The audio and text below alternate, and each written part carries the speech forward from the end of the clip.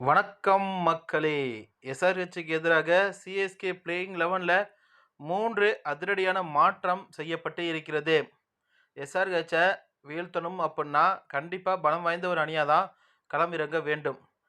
CSK கடந்த 2 போட்டியில வெற்றியோட இன்னைக்கு எஸ்ஆர்ஹெச்ச மோத இருக்காங்க. எஸ்ஆர்ஹெச் பார்த்தீங்கன்னா, கடந்த போட்டியில வெற்றிய பெற்று ரொம்பவே ஆக்ரோஷமாவே இருக்காங்க. ஏன்னா பவுலிங் அவங்கள்ட்ட ரொம்ப பலமா இருக்கு. இன்னைக்கு நம்மளுடைய சிஎஸ்கேவுல பவுலிங் பார்த்தீங்கன்னா கொஞ்சம் வீக்கா இருக்கு அப்புட்னே சொல்லலாம். ஆனாலும் தல தோனி இன்னைய போட்டியில விளையாடுவார் அப்படிங்கிற ஒரு முக்கியமான தகவல் வெளியாகி இருக்கிறது. சஞ்சு சாம்சன் கேப்டனா செயல்படுவதற்கான வாய்ப்பு அதிகமாக இருக்கிறது. ருத்ராஜ் கேக்வாட் உட்கார வைக்கப்படுவதற்கான வாய்ப்பும் அதிகமாக இருக்கிறது. அதனால எஸ்ஆர்ஹெச்சுக்கு எதிராக களமிறங்க போற பிளேயிங் 11 அணியை வாங்க முழுமையா பார்த்தலாம். இந்த 3 மாற்றங்கள் செய்யப்பட்டா எஸ்ஆர்ஹெச்சுக்கு எதிராக சிஎஸ்கே பார்த்தீங்கன்னா பலம் வாய்ந்த அணியாக தான் இருக்கும் அப்படிங்கிறதுல எந்த ஒரு சந்தேகமும் கிடையாது.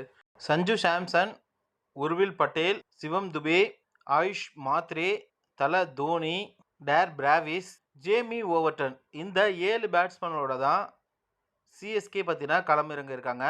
பவுலிங்கில் ஒரே ஒரு மாற்றம் தான் செய்யப்பட்டு இருக்கிறது. கலீல் அகமதுக்கு காயம் ஏற்பட்டதன் காரணமாக அவர் அணியில் இருந்து விலகியிருக்காரு.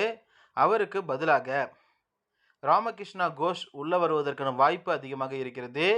அதுபோக குர்ஜபித் சிங் மற்றும் நூர் அகமது, அஞ்சுல் கம்போஸ் இவங்க 4 பேரும் இன்னைக்கு பவுலிங்கில் எஸ்ஆர்ஹெச்சுக்கு எதிராக மிகப்பெரிய அளவில் தாக்கத்தை ஏற்படுத்த இருக்காங்க.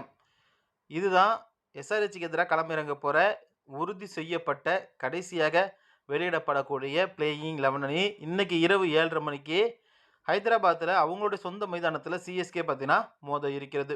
இது போன்ற கிரிக்கெட் தகவல்களுக்கும் நம்ம சேனலை மறக்காமல் சப்ஸ்கிரைப் பண்ணுங்கள். தேங்க்யூ.